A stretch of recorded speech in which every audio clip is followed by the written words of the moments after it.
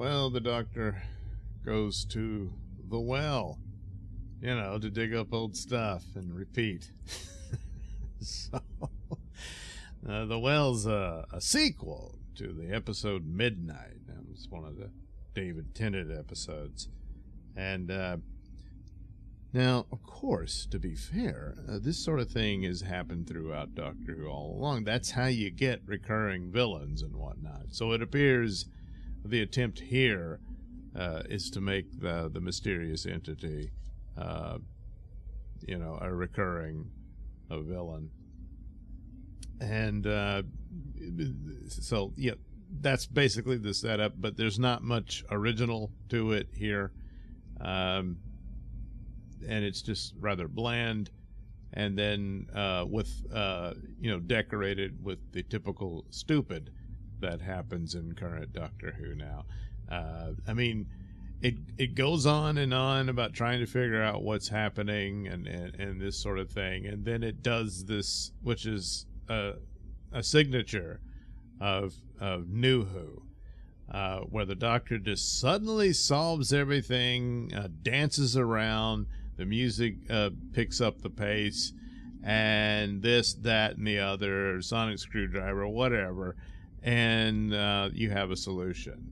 Of course, I will give it to him that this wasn't entirely the solution. It ultimately ended up, one of the characters had to sacrifice herself in order to save the others and this sort of thing. And all of that. But there really wasn't much of the development for that. I mean, you're told this brief backstory of the commanding officer of this team that's there to rescue this group of miners, and something went terribly wrong, and they find out what it is, and ultimately the Doctor realizes, oh crap, this is the Midnight Planet, and apparently it was 400,000 years later. Then there's the ongoing arc for this season where, why can't they get back to Belinda's home, her time and all that? And so the Doctor, and now it appears like the future has been completely altered and different, which is one of the nods to this, where as being a sequel to Midnight, that's just sort of tossed in, and you just get some emotional scenes here and there. Of course, the people turn on one another and all this, and there's this girl and she's deaf. Her being deaf, I immediately thought, well, there's going to be a significance to it. And before I realized what this was, I thought, oh, whatever the menace is, it attacks them with sound or something like that. No, not really. It's just she can't hear it. And that sort of thing. So it doesn't have as much of an effect on her as it did the others, I surmised. But anyway, as far as any great scenes, not really. It's not an irritating episode than it would be some of the others. The preaching isn't so much in your face, other than, the female commander's better than the male officers and all that sort of stuff. There's a mutiny a bit here and there, and then, well, she just slaughters the guy. But she's the hero, well, all right, what, but anyway, and then it's a setup for one, what's going on with time, why can't they get back to 2025? And they did go back to the 50s and all that, but going forward, the future's all different. The Doctor expected the humans they encounter to be a part of the future of Earth. They don't even know what Earth is. They've never heard of it. And, of course, one could have assumed they're from some other planet, because how many worlds in the Doctor Who, it's just like Star Trek, they all look human.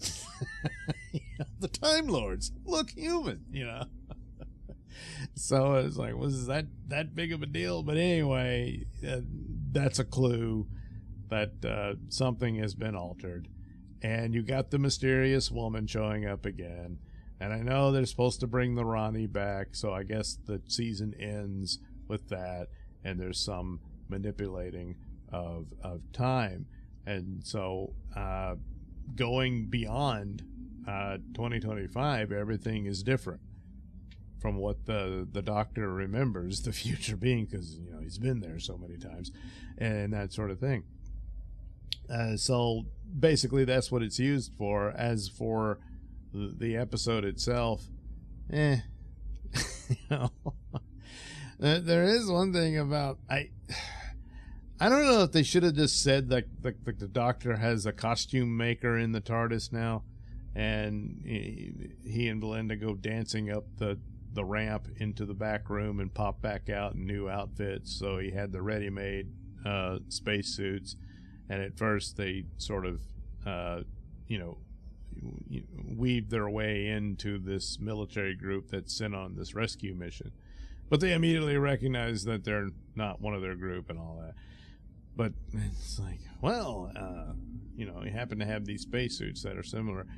In the old days, they would have gone in, found a locker, put on a uniform, and to sneak in, but that's just too much trouble, And of course,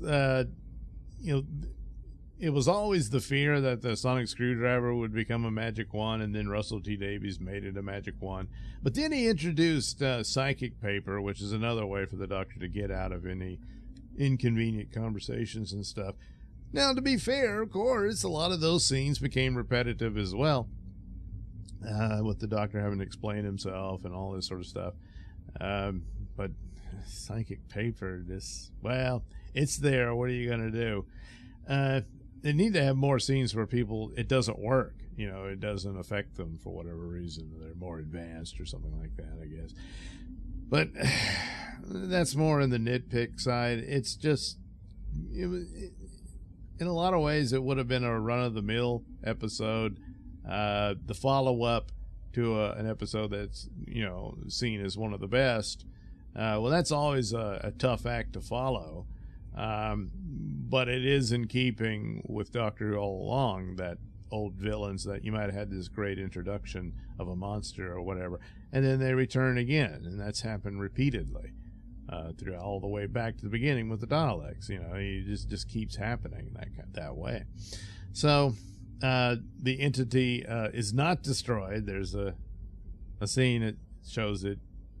There's no doubt it escaped.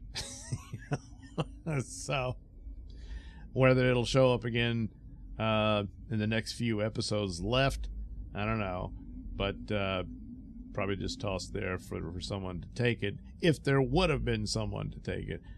I don't think there's any more Doctor Who after this, not for a long time. But anyway, that appears to have been the attempt for that.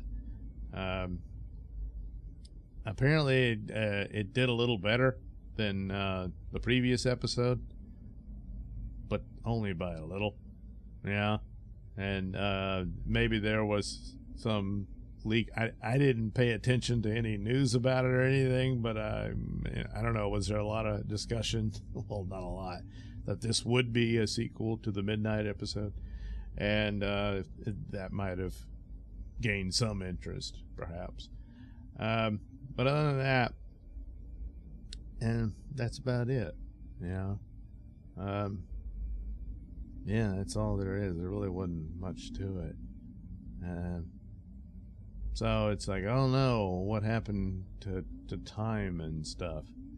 Well, it sure has taken him a while to figure it out, but he tried to do his signal thing again, and well, since it didn't work last time, he'll try it again, but in the distant future, and only then to say, it's a little different than I remember it being. So, that might be a clue, Doctor Who. But at the end of the episode, he and Belinda decided boy, it was really rough fighting the invisible monster, so they just decided to lay on the floor of the TARDIS and, take a break. So, but it wasn't all that bad. it just wasn't good. It was just there.